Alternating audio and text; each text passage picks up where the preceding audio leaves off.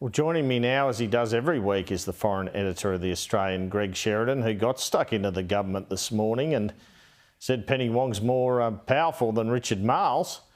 And Greg, thanks for joining us. You've gone bang again in your column this morning. I noticed Penny Wong not coming at that she's more powerful than Richard Marles. What do you think? Well, Andrew, I don't think anyone in Canberra doubts that Penny Wong is far more powerful than Richard Marles. I mean, one of the weird things in the defence budget this year is that, tens of millions or perhaps more than $100 million of defence money is going to foreign affairs. Well, because they're going to do things on AUKUS and Pacific Islands and so on. Well, if the government thinks that's what should happen, it ought to cut the defence budget and increase the DFAT budget. But I think Richard is a very good guy. His heart's in the right place, but he has simply failed dismally in this portfolio so far. All the AUKUS sub-arrangements are good, but when the DSR was commissioned, the government and the DSR folks were telling us this is an urgent matter. We have to get capabilities in the next 3 years, the next 5 years, the next 7 years, the next 10 years.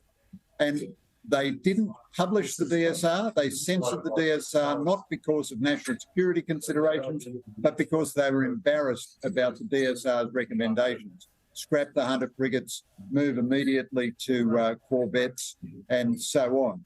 And what we're getting out of it is nothing. As I outlined in the column today, the government is effectively reducing defence expenditure. If you take its ridiculous claim that it's given $710 million in military aid to Ukraine, well, that's $710 million straight out of defence.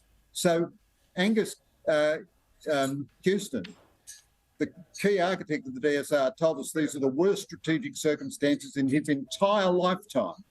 And the government's response is that in 10 years' time, we will get one nuclear-powered submarine, and by 2050, we'll have a fleet of nuclear-powered submarines.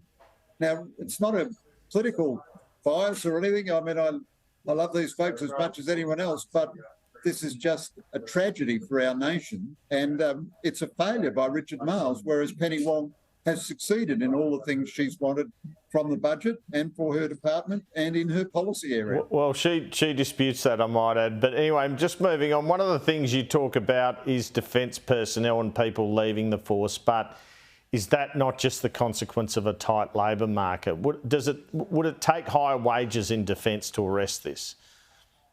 So it's a bit of everything, Andrew. And of course, you can't posit one cause. But when they abolished when they reduced by half the self-propelled howitzers and cut most of the infantry fighting vehicles, I think that was the right thing to do.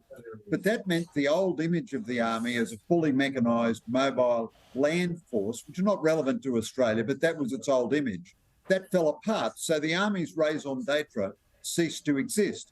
Now, the proper ethos for the Army is to be a miniature US Marines, but you've got to go out and inspire the troops with that vision, instead of which the troops can see that all the projects have been delayed, all the projects have been abolished.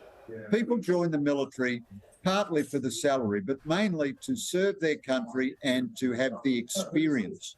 Now, the sense of confusion and drift, the only reason they can manage the defence budget at all is because they cut out the submarines, they cut the infantry fighting vehicles, they cut the howitzers, all fair enough moves, but they're only fair enough if you're replacing them with real capabilities.